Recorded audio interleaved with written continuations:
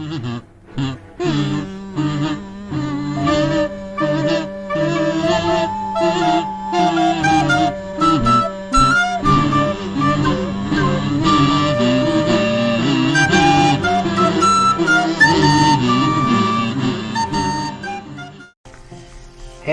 everyone, it's Cam, and welcome to Super Electric Choo-Choo Brothers. Super Lilly Bros in Latin. Yeah, to all of our Latin audiences, that's actually what they call us over there, is Super Electric Choo-Choo Brothers. We're actually one of our biggest followers, Yes. believe it or not. Especially since we've definitely already started posting YouTube videos, and this is still not just part of our backlog of recording. 100%. Oh, man. So I thank you, by the way, Christian, for just kind of leaving me to be in one of the most annoying rooms in the entire game. You ended the episode. I wanted to keep going. I wanted to go bowling. Alright. Oh, let's see here. I don't even think that one is I'm pretty sure I got everything you need to get in this room. What'd you get out of there? Got the map. Isn't there something else in here? I want to say that there's something else in here. I feel like you're gonna try. Might as well. It's not gonna hurt anything, at least. You gotta do what I did with the bomb. You like wait, yeah. Aw. Nope. Now the water's gonna come up. Okay, need to get a Just little push the closer. box over there. But if you do, then the box is gone forever. So you gotta be really confident in it. Wait, what? Yeah, you can blow up these boxes. Are you sure? Yeah. Sorry, by the way, that I'm dying. Yeah, I'm over here like, yeah, so the MCU is really interesting, isn't it? And he's like, oh, Christian, you're so funny. Classic Christian. I love that spitting out blood bit. Yep, there was nothing in there that was important, Christian. You were right. Wow. Oh, man.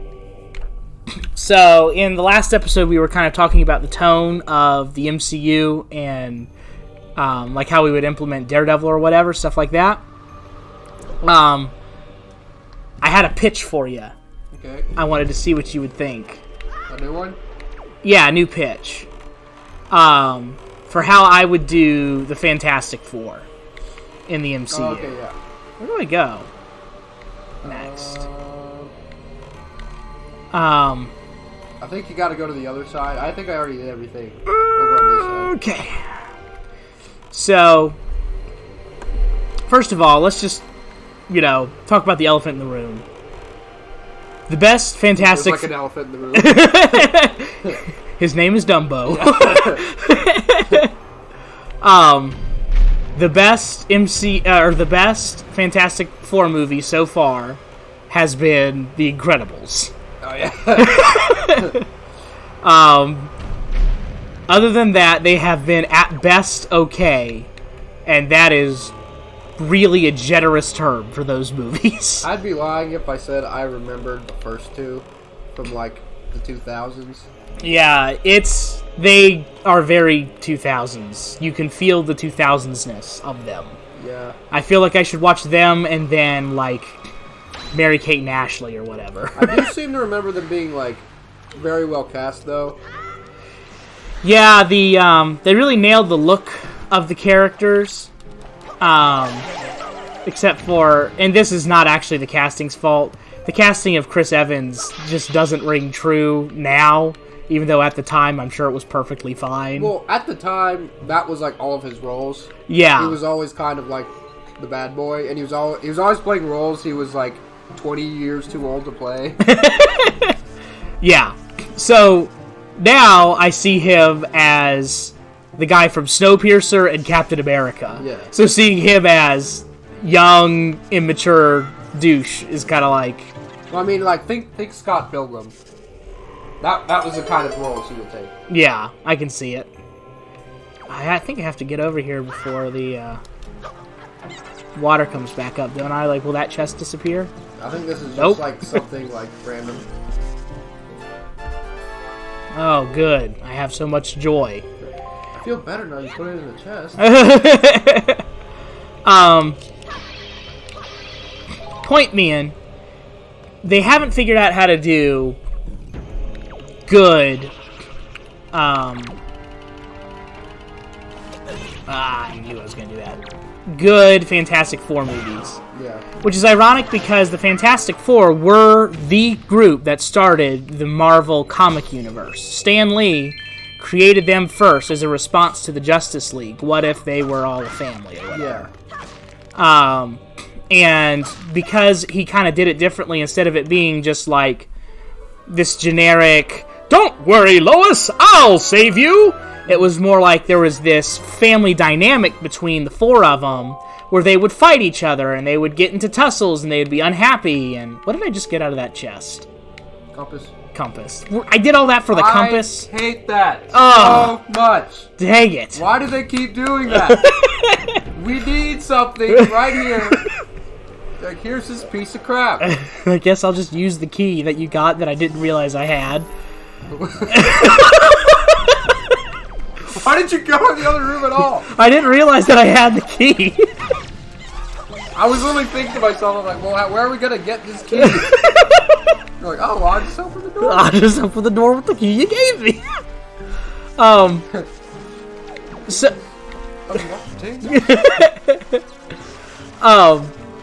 So the point is that they had this dynamic. They were the first superheroes that Stan Lee had created with the specific purpose of being, instead of them being like gods, that they were like humans. Humans with powers instead of gods who lived among us. Yeah. So they had this really interesting family dynamic. And then when they launched that, out of that came people like Spider-Man, Iron Man, Hulk, Thor, with these really complicated interpersonal relationships. And then I think, but that's why they're called Marvel's First Family. But I think that to some degree, that was lost over time because the superhero genre kind of launched in its own way. And now I don't feel like writers know exactly what to do with them because they were set to be superheroes third, but like a family first and like an adventure series second. Because when they were written, the adventure series was still really popular. You know what I mean? I think what the problem is, they had two outings with this. In their first time, this was basically came out when all of like the 2000s superhero movies were coming out, where it's just like they were all the same, and it didn't matter if they were really like getting the superhero right. Yeah. Spider-Man and like the X-Men. I know a lot of people love those movies, but like, come on, they're not the best as far as like representation. And there's still this concept of, oh, superheroes are cheesy, so our movie ought to be cheesy. That's really prevailing in those movies. Well, they were kind of like going through a transition out of that. Yeah. But it was awkward as heck. Like with Daredevil and Elektra. Yeah. Oh, I forgot about those. Oh, yeah. But yeah, we were just still figuring out life. Dang it. And then with the second time, they just biffed it on a global scale. Yeah. I only watched that movie recently. Oh! And it's only worse than I was expecting. Fantastic Four 2? The Fan Four Stick. Oh gosh. Yeah, that was a whole mess unto itself. That was we can't do a funny movie or a lighthearted movie or else we're like the MCU. Therefore, we have to do a dark, gritty movie. I want to see a documentary of how that movie got everything so wrong. It's like every single thing that should be in a Fantastic Four movie, but the opposite of that. Just like not even counting Fantastic Four. That movie, there's just something fundamentally wrong with everything about that movie. I mean, and it's crazy because when you look at the casting decisions, I don't need to get up to that platform, right? Actually, I think I do. I feel like it's gonna be like another chest that isn't useful. It's useful! Well. Go, Power Rangers! Yep, yep. Yip! Fly away, Web!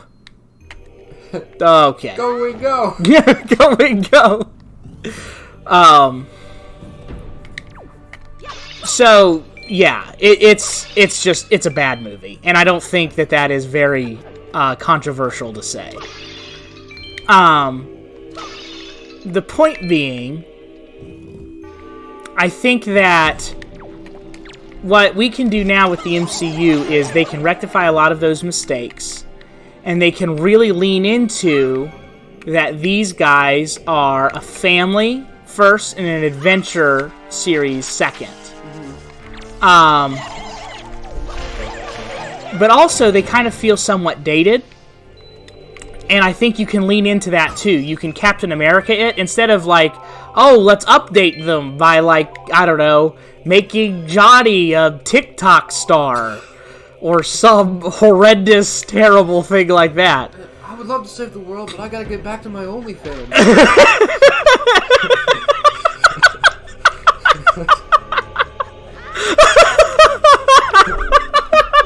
Johnny.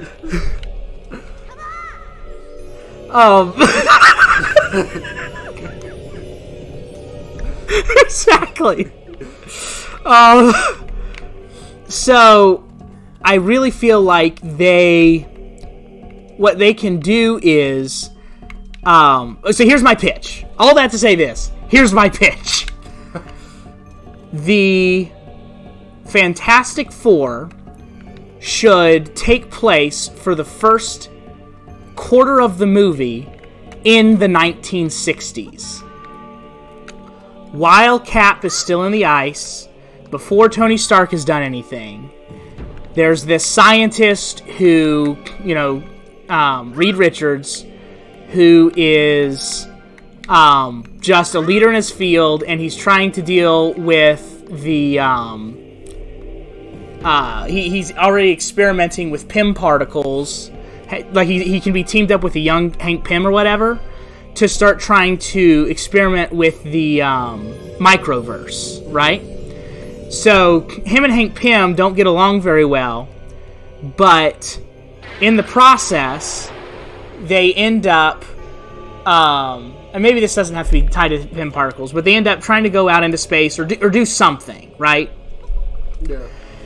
And he takes, of course, the Fantastic Four with him for reasons that I'm not going to explain here because I haven't thought them through. But the pitch is that he ends up taking them with him on this adventure. Oh, sorry. Nuh-uh. I was like, I ran out of spots. Take them with on the adventure. They go up, they get hit by the radiation and get their powers. They come back down, and to them, it feels like it's been about 45 minutes. But to us, 80 years have passed. So they've come in a post-Thanos world, and you can mine a lot from that. So Reed Richards still has like a 1960s view on like women, and maybe you do have something where Johnny Storm like goes and there's no monster. The problem is they're all just racist.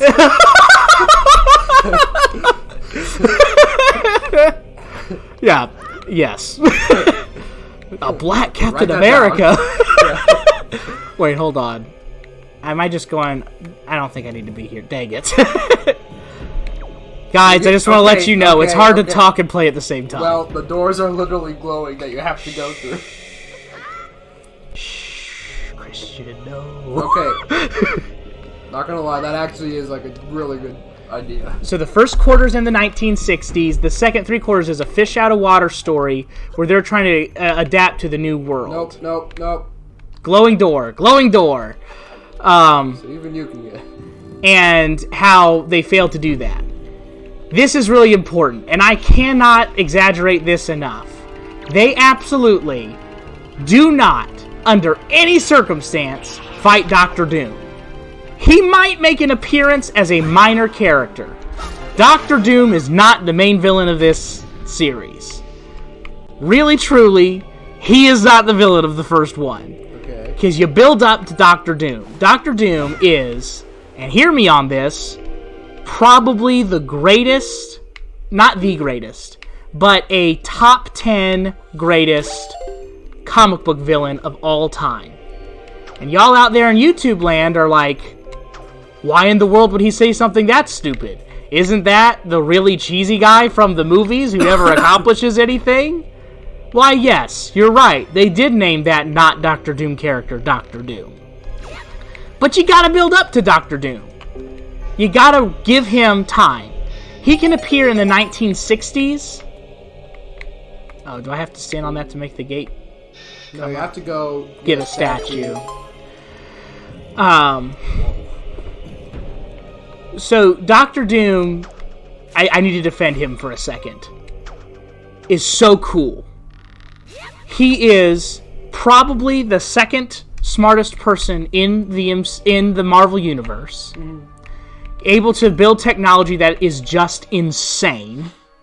He's also a super wizard who's almost as powerful as Loki or Doctor Strange, who has fought the devil for his mother's soul.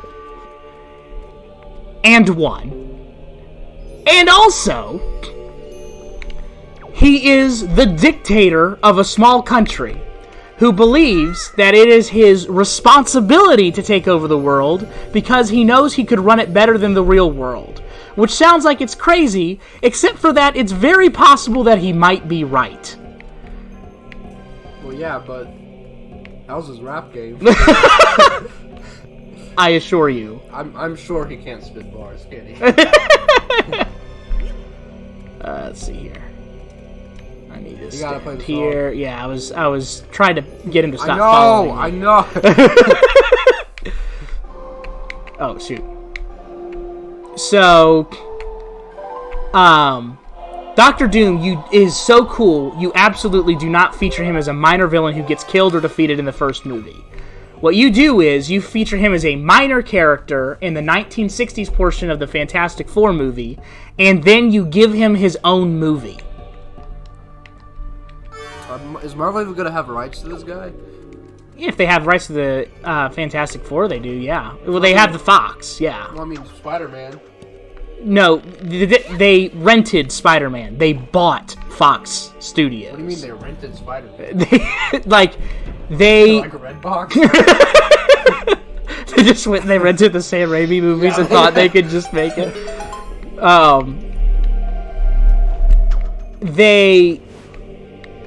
They basically, they don't fully have the rights to Spider-Man. Sony is lending them the rights to Spider-Man.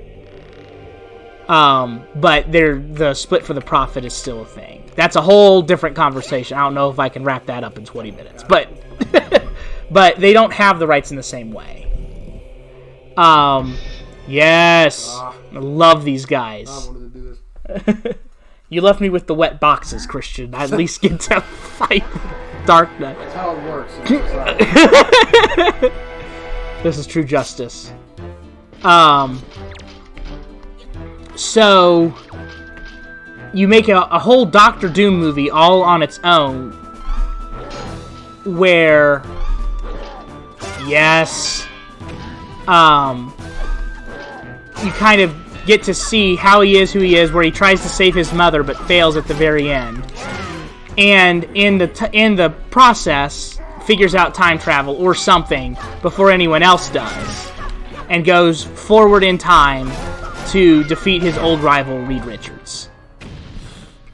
But he's got his own movie, and then in the second Fantastic Four movie, you have them rival Doctor Doom, and if you really want to go for it, you can even have them lose to Doctor Doom.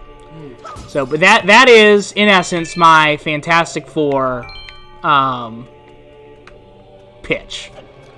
Well, I gotta admit, that is a pretty dope idea with the, like, going forward in time, also, like, back in time. Because honestly, that was my biggest thing, is, like, how in the world are they gonna, like, incorporate these people into, like, this universe where, like, everybody has already done everything, and, like, this is the Fantastic Four, so like the founding fathers of like this idea of these like people. So this gives them an opportunity to still be Marvel's first family, but also have not been around for any of this. And that's my pitch. Well, I think that's perfect, because I think it's time for us to wrap it up. For us to play 20 more minutes. That's exactly what I don't mean. Alright guys, thanks for tuning in. Alright, next time on Windwaker. You know what to do. And if you don't, ask someone.